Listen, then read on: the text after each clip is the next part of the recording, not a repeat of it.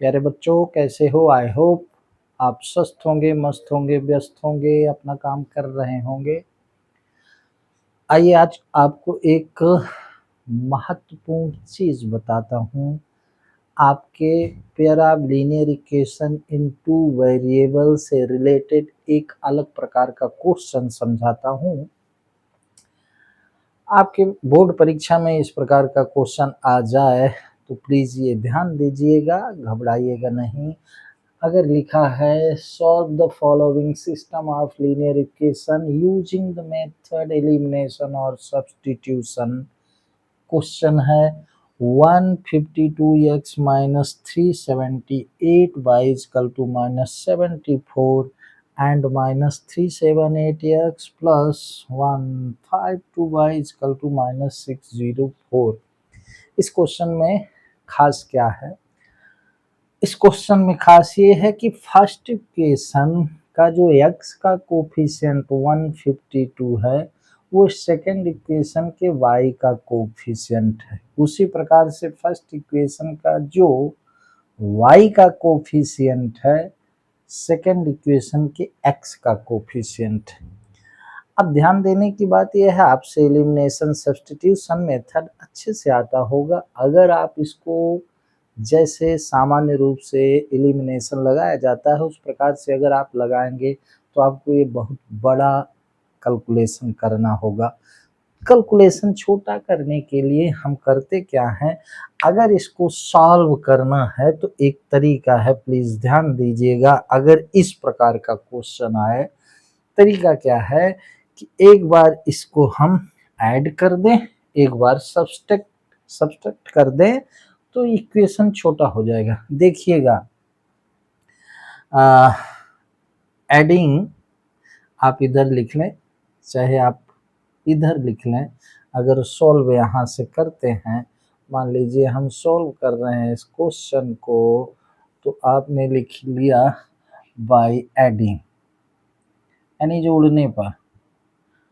हम लिखते हैं ना बाय एडिंग, जोड़ने पर जब एलिमिनेशन हम सॉल्व करते हैं। अब ध्यान दें,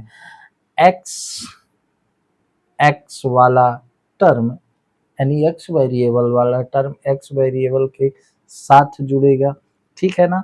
तो 152x प्लस ये इसके साथ बड़े ब्रैकेट में होगा माइनस 378x, ठीक है। ये इसके साथ जुड़ेगा और ये इसके साथ जुड़ेगा, है ना। तो हम लिखेंगे क्या, फिर लिखेंगे प्लस, ठीक, 152x प्लस ये minus 378y minus 378y plus ये इसके साथ जुड़ेगा, प्लस क्या हुआ 152y, ये इसके साथ जुड़ेगा, यहाँ प्लस कर देते हैं, ठीक। Equal to minus 74 plus bracket में माइनस 604। अब ध्यान दीजिएगा, यहाँ क्या है, यहाँ प्लस है, ये इसके साथ जुड़ा, ये इसके साथ जुड़ा, ये इसके साथ जुड़ा। अब देखें भाई, ये प्लस है तो प्लस माइनस का माइनस होता है, तो दरअसल 152x माइनस 378x फिर प्लस ये प्लस, अब ये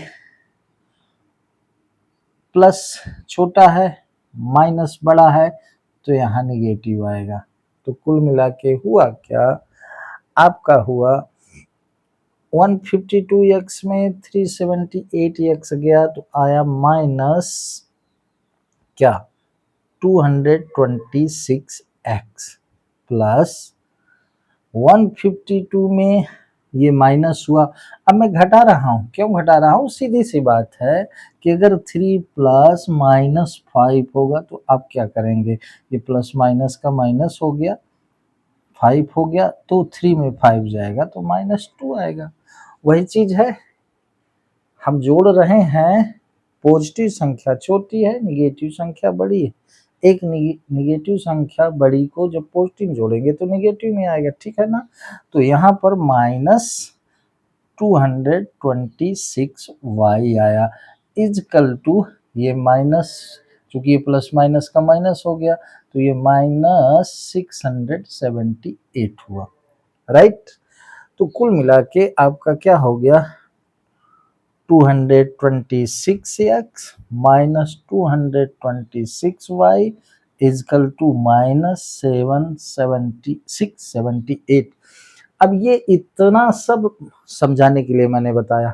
हमें अगर बोर्ड एग्जाम में टाइम मैनेजमेंट करना है तो हम सीधे इसको समझ लें, ये पॉजिटिव है ये नेगेटिव, बट ये जुड़ रहा है तो सीधी सी बात है, इसमें ये घटेगा, लिखा निगेटिव में जाएगा, ये आ गया सीधा सा, ठीक है। ये पॉजिटिव है ये नेगेटिव, बट ये जुड़ रहे हैं तो इसमें ये घटेगा, यहाँ भी ये नेगेटिव में आ जाएगा ना।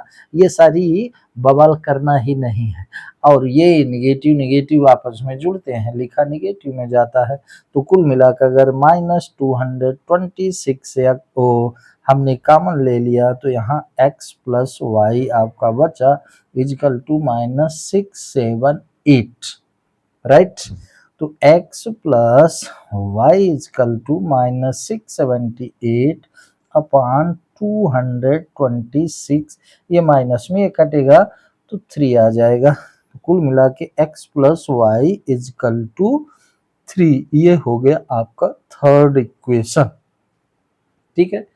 इसी प्रकार से मैंने कहा था एक बार इनको जोड़ेंगे, एक बार इक्वेशन को जोड़ते हैं फिर एक बार घटाते हैं, ठीक है।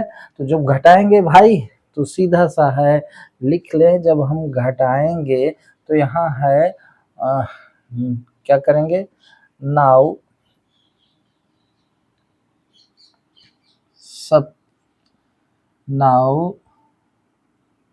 Subtract equation second